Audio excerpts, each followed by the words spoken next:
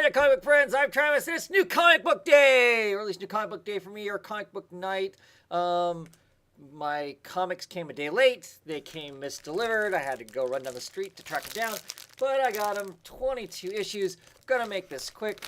I've got the plague, I think. So let's talk some comics here. What did I get?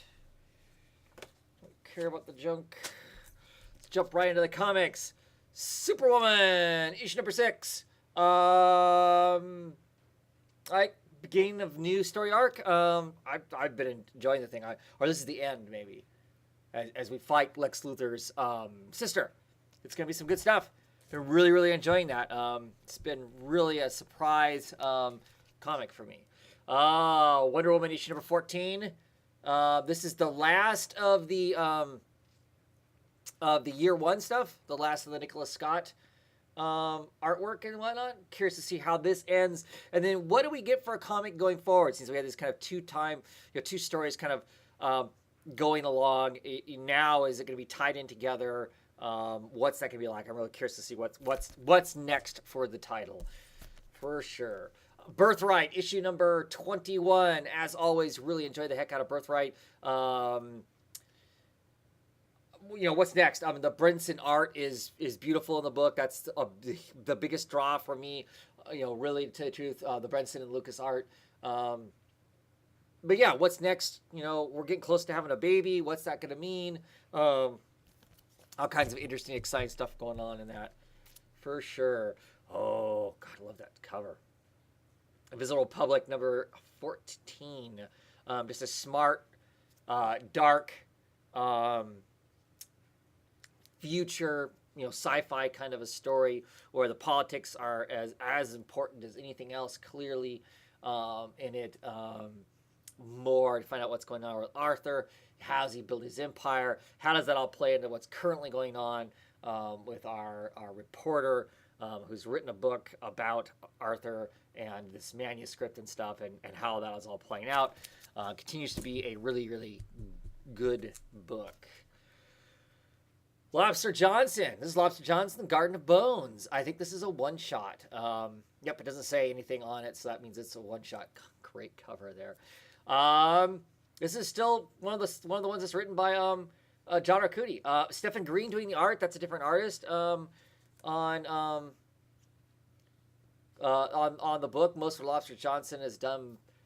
Oh gosh, I can't remember the guy's name. It has some Z's in it, I believe. Dave Stewart on colors, of course, holding the whole McNeil universe down as far as the color palette. It'll be fun. I like the one shots as much as anything else with the Lobster Johnson stuff. Just kind of a fun character. Lost Boys. This is issue number 4. Just more of this kind of playing homage to the Lost Boys movie. Part of the Vertigo package. That's why I'm picking it up. Otherwise, I don't really go for nostalgia books as far as that goes. Motocross issue number 2. Curious to see.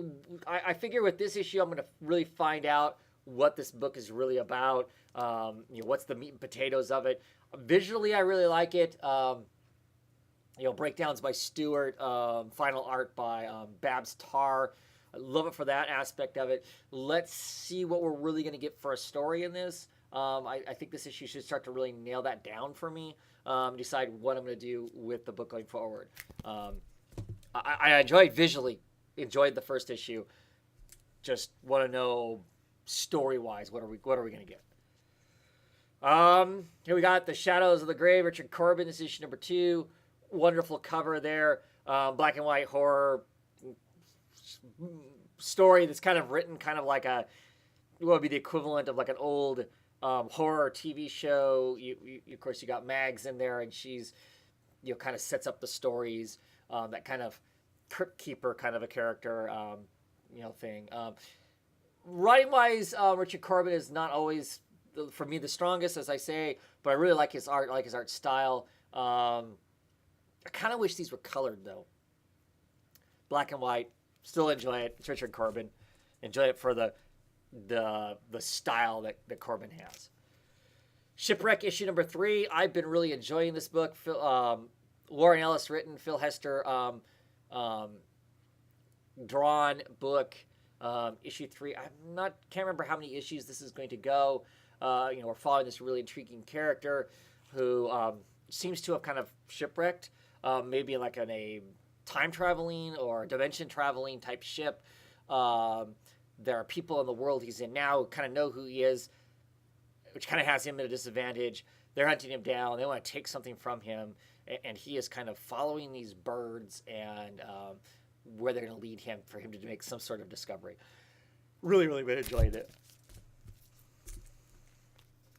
Stray Bullets issue number 20. Can never go wrong with the issue of Stray Bullets. Love this cover. Looks like some craziness going on there.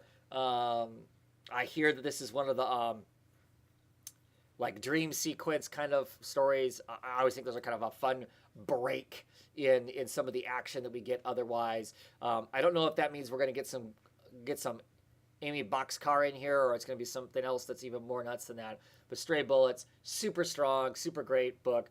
I recommend it basically to anybody. It's just really, really excellent work. Issue number 5 of Supergirl. We're going to see where we go with this now. I mean, I think this kind of ends the first arc, I think, here. I'll decide what I'm going to do with Supergirl. It's fun. It's enjoyable. I'm still feeling like I need to shrink my reading list some, so this might be one of those that gets dropped off, not because it's awful, but just because I want to shrink it some, and this book isn't completely geared towards me, but I still think it's a good book. Really, I do really enjoy the art. I'll read this, and then I'll decide I'm going to keep it. I'm sure is what's going to happen. Book I've been looking forward to coming back, Southern Bastards. This is issue number 16. Tubbs's daughter is coming back home. Really curious to see what happens now with this book. Just no idea exactly what all the craziness is going to happen in it. So look forward to the gut wrench that will be. As always, Red Hood and the Outlaws, issue number 6. What's next? For this group, I'm really looking forward to seeing what's next. Now we've kind of dealt with the initial Black Mask story and whatnot. Are these going to be a team? If they're a team, really, what are they going to do as a team going forward? I'm curious about that. So that's what's going to be next with that. Power Man and Iron Fist, issue number 12. We'll see what kind of fiddle faddle they get up to as this new guy has gathered up some of the old crew from the neighborhood to start running new schemes and that sort of stuff. Down here it says Harlem's Burns on it.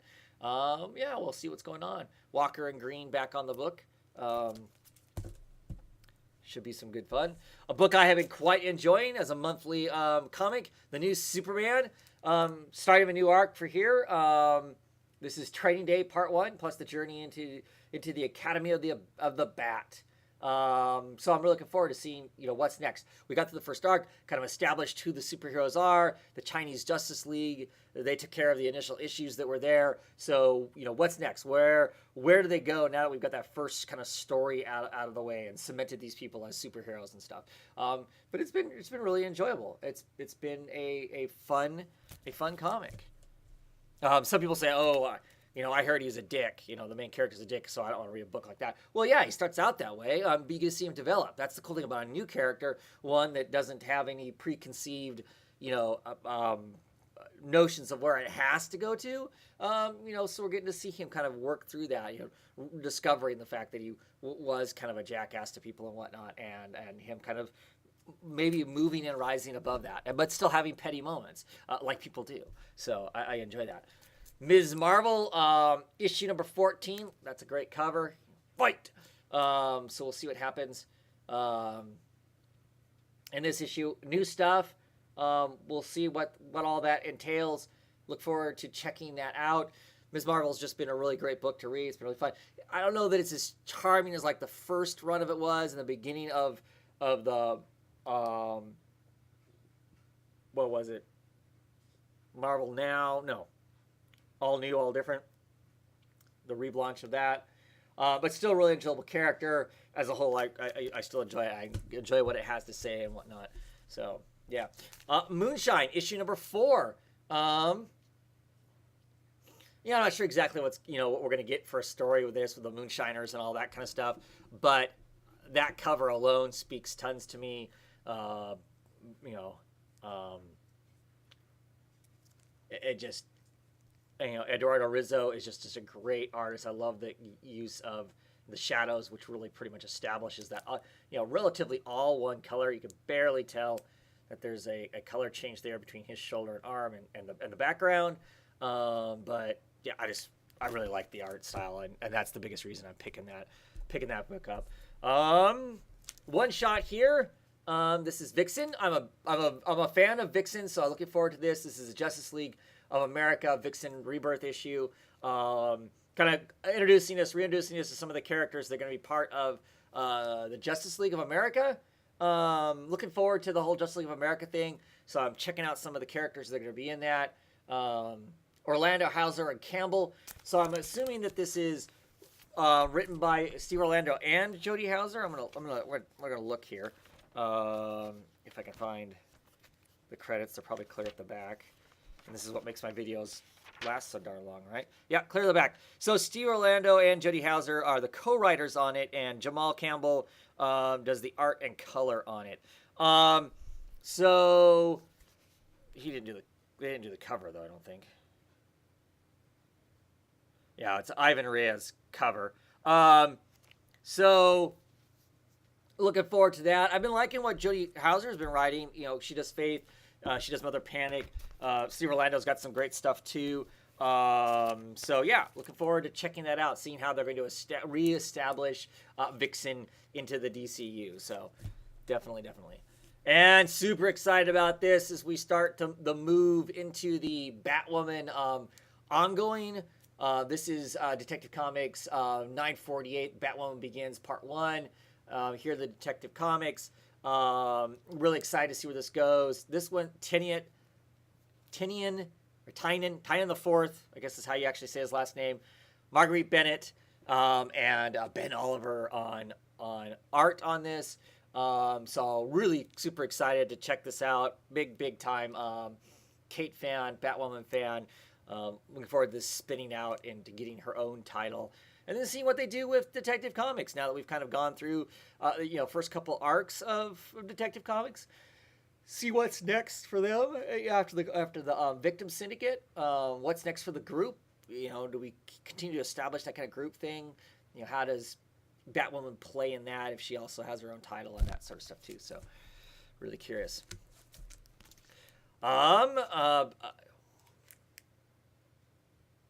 Batgirl and Birds of Prey. I don't know why sometimes that banner really shows up and throws me off, and sometimes it doesn't. I guess it's not all of them, right? Still, issue 6. This hasn't been bad. The Benson sisters. I continue to enjoy what they're writing. It's not anything deep. It's not anything earth-shattering, but it's fun. We got this new storyline that's starting. We're seeing Huntress's mother. Curious to see where that goes to and whatnot. I think there's a different artist on this issue. Rowe normally does the artwork, so different artist for this issue, at least. And we'll see, what happens. Like I said, I like this group of ladies. It's once a month. It's $2.99. It gets a certain level of forgiveness. If you've seen me earlier talking about a Green Arrow on another book, this falls into. I actually enjoy this book more, but it falls in kind of the same category. Except this book only happens once a month, so the pitfalls that are in it, the flaws that are there, I'm not reminded about them every other week. So it's easier for me to look past the parts I don't like to enjoy the parts I do like. And like I said, a monthly book at that price, I like those characters. Easy for me to keep hanging on to it and whatnot. So anyway, next up is Batman All-Star, issue number 6. A new story starting here, The Ends of the Earth, Part 1. Jock and Francavilla and Hollingsworth on art. That's the big draw here. My favorite Snyder stories yet to this day is the whole Black Mirror and Skeleton stuff that he wrote when he first got to write Batman and Detective Comics. And these two guys were the guys that were doing the artwork. That was some amazing stuff. So we'll see where this is. I love that cover. It's a Jock cover, him out in the snow. But so excited for the art. Who knows what the story's going to be like. I don't know that I love Two-Face in the last arc of All-Star Batman. Well, I love Two-Face. he was in the last arc, All-Star Batman, but I don't know that I really dug it all that much. So there is that. And then finally, from 2 weeks ago, I finally got my issue of Saga number 41. Of course, the original, when it came out, the covers were too dark. You could just barely see the flashing on the shield there. So the new issues came out last week. They weren't sent out soon enough for mine to get, for those of us who get Discount Comic Book Service, to get ours in that week. So here I've got it this week. I'll definitely be reading it, top of the list kind of a thing. Look forward to seeing what happens in it, as always, with the brilliant Fiona Staples artwork and amusing dialogue by Brian K. Vaughan. And that is it. I'm losing my voice. Have a great weekend, everybody, and see you whenever the next video is.